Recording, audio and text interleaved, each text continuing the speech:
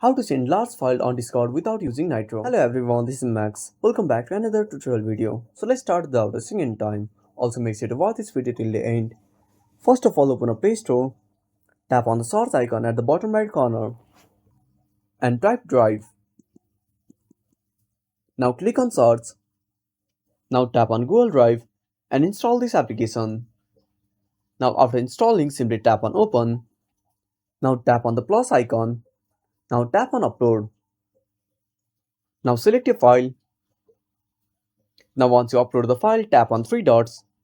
Now click on share. Now tap on manage access. Now tap on change. Now tap on restricted. Now select anyone with the link.